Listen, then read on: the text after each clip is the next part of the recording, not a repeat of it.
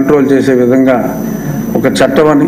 ఎందుకంటే సోషల్ భావ వ్యక్తీకరణ వేరు, మరి ఒక స్త్రీలని అవమానకరంగా మాట్లాడటం వేరు.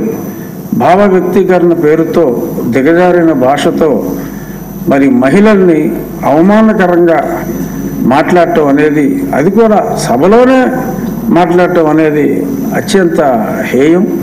దానికి తప్పకుండా చట్టం తీసుకురావాల్సిన అవసరం ఉంది. అది మన అందరి బాధ్యత. పెద్దలు చంద్రబాబు నాయుడు గారి అనుమతితో డెఫినెట్గా వీలైనంత త్వరగా సభ్యుల సూచనతో పవన్ కళ్యాణ్ గారు చెప్పినట్టుగా ఆ చట్టం అవసరం ఎంతో ఉంది. కాబట్టి నిన్న వాళ్ళు కోర్టుకు వెళ్ళినా కూడా మరి కోర్టు కూడా దాన్ని వాళ్ళ అభ్యర్థాన్ని తిరస్కరించడం జరిగింది. మమ్మల్ని తిట్టేశారు మీరు అని చెప్పి కూడా చెప్పడం జరిగింది. చాలా దారుణంగా న్యాయమూర్తుల గురించి కూడా మాట్లాడారు. It is high time. తప్పకుండా ఆ చట్టం గౌరవనీయులైన ముఖ్యమంత్రి గారు స్పెషల్ ఇంట్రెస్ట్ తీసుకుని దాని మీద మన సభలో చర్చించి త్వరగా పవన్ కళ్యాణ్ గారు కోరుకున్నట్టు ఆ చట్టం వచ్చేలాగా మనందరం సమిష్టిగా కృషి చేద్దాం. ఇక నాకు అయ్యన్న పాత్రుడు గారితో కలిసి పనిచేసే అవకాశం ఇచ్చారు పెద్దలు ముఖ్యమంత్రి గారు. మేము ఆల్మోస్ట్ 40 సంవత్సరాలుగా యూనివర్సిటీలో నేను నా చదువు పూర్తవకముందే అప్పటికి ఆయన ఎమ్మెల్యే అయ్యారు. అప్పటి నుంచి కూడా ఆయనతో నాకు ఎంతో స్నేహం. సో అలాగా స్నేహితులిద్దరినీ కూడా మరి ఒకే చోట ఉండేలాగా చేసినందుకు ఈరోజు నా జీవితంలో నిజంగా మర్చిపోలేని రోజు. నాకు ఐఎమ్ లిటిల్ బిట్ ఎమోషనల్. ఈ గొప్ప అవకాశాన్ని నాకు ఇచ్చిన చంద్రబాబు నాయుడు గారికి నేను ఆజన్మంతం రుణపడి ఉంటాను. నన్ను అరెస్ట్ చేసినప్పుడు పెద్ద ఆయన డైరెక్ట్గా ఆయనే ఎటువంటి పిఏ లేకుండా నా వైఫ్కి, నా అమ్మాయికి కూడా నేనమ్మా చంద్రబాబు నాయుడు మాట్లాడుతున్నానని చెప్పి ఆయనే మాట్లాడి నేను మానిటర్ చేస్తున్నాను, మీరెవరు వర్రీ అవ్వద్దు అని చెప్పి మాట్లాడిన వారికి ఎంతో ధైర్యం చేకూర్చిన మహానుభావుడు ఆయన. ఆయన చేసేది ఎవరికి తెలియని వారు అంతే. ఎప్పుడు ఎవరికి ఏం చేయాలి అనేది ఆయనకి తెలిసినంత బాగా ఎవరికీ తెలియదు అనేది దానికి సజీవ సాక్ష్యం. నేను ఈరోజు మీ ముందు ఈ కుర్చీలో కూర్చోవటం, వారు చెప్పిన విధంగా డెఫినెట్గా మరి కొంత అంటే నా భాషలో ఎప్పుడు కూడా నేను తేడా మాట్లాడలేదు సార్ గతంలో కూడా.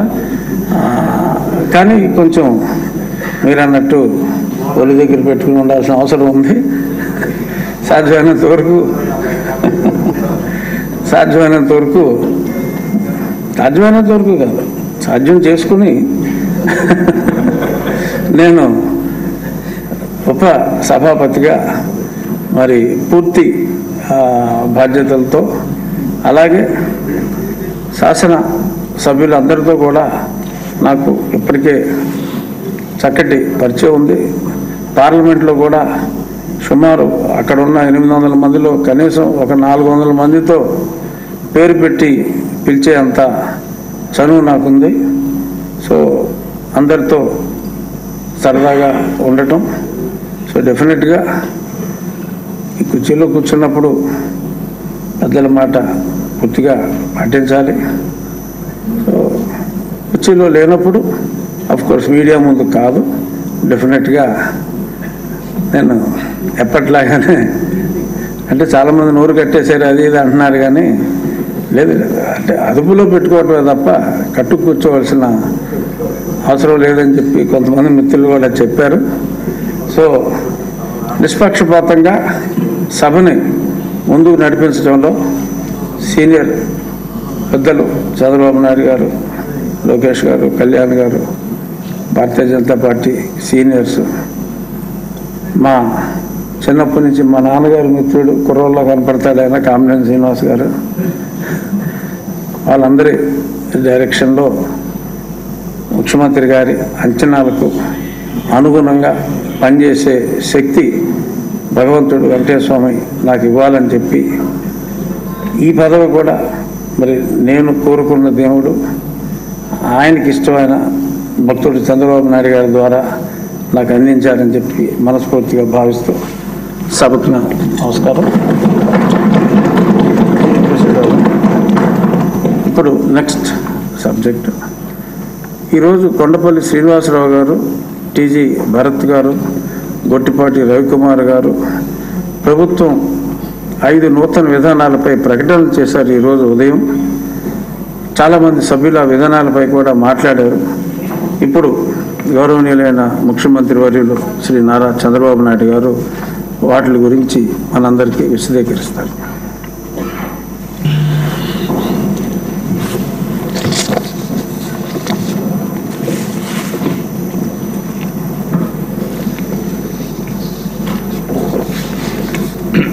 అధ్యక్ష, మొట్టమొదటిసారి మీ అధ్యక్షతన ఈరోజు ఒక 6 పాలసీలు రాబోయే రోజుల్లో ఒక చరిత్రకు శ్రీకారం చుట్టబోయే ఈ 6 పాలసీస్ అన్ని కూడా ఇక్కడ చర్చించుకుంటున్నాం. చాలామంది సభ్యులు ఇప్పటికే దీనిపైన వాళ్ళ అభిప్రాయాలు తెలియజేశారు. ఈ 6 పాలసీలు చూస్తే AP industrial development policy 4.0, AP MSME and entrepreneur development policy 4.0, AP food processing policy 4.0, AP electronic policy 4.0, AP private parks policy 4.0, AP integrated clean energy policy 4.0. ఈ 6 పాలసీలు మనం ఈరోజు హౌస్లో చర్చించుకుంటున్నాం. ఇటీవల కాలంలో రాష్ట్ర ఆర్థిక పరిస్థితి చూసిన తర్వాత గడిచిన 5 సంవత్సరాలు ఈ రాష్ట్రానికి ఇన్వెస్ట్మెంట్ అనేది వచ్చే పరిస్థితి లేదు. వచ్చిన ఇన్వెస్ట్మెంట్ కూడా ఈ రాష్ట్రం నుంచి వేరే రాష్ట్రాలకు వెళ్ళిపోయే పరిస్థితి వచ్చింది. ఎప్పుడు కూడా సంపద సృష్టించాలంటే ఇండస్ట్రీ రావాలి. అదే సమయంలో సర్వీస్ సెక్టర్ కూడా బాగా అభివృద్ధి కావాలి. దీనికి చాలామంది పారిశ్రామికవేత్తలు వచ్చి ఏదైతే వ్యవసాయంలో కూడా వ్యవసాయ ఆధార పరిశ్రమలు కూడా పెట్టి రైతులకు కూడా న్యాయం జరగాల్సిన అవసరం ఉంది. అది జరిగినప్పుడే సంపద సృష్టించబడుతుంది. సంపద సృష్టించబడితే ఆదాయం పెరుగుతుంది. ఆదాయం పెరిగితే పేదవాళ్ళకు కూడా సంక్షేమ కార్యక్రమాలు వాళ్ళని కూడా ముందుకు తీసుకుపోయే ఆలోచించడానికి దోహదం చేస్తుంది.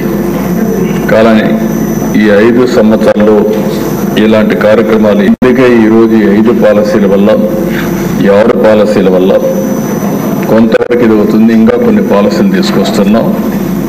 అన్నీ కూడా ట్రాన్స్పరెంట్గా ఎక్కడికక్కడ పెట్టుబడులు ఆకర్షించడమే కాకుండా అభివృద్ధి ధ్యేయంగా ముందుకు పోయే పరిస్థితికి వస్తున్నాం. 14-19 దిశ క్షుణ్ణంగా చెప్తున్నా. ఆ రోజు ఇండస్ట్రీ ఫ్రెండ్లీ పాలసీస్ అన్ని తీసుకొచ్చాం. చాలా వరకు పెట్టుబడులు ఆకర్షించాం. ఆ రోజు మీరు చూస్తే రాష్ట్రంలో పెద్ద ఎత్తున పెట్టుబడులు కియా మోటార్స్ అయితే ప్రారంభించడమే కాకుండా మొదటి కారు అప్పటికే మ్యానుఫ్యాక్చరింగ్ మార్కెట్లోకి వచ్చింది. ఈరోజు కియా మోటార్స్ అనేది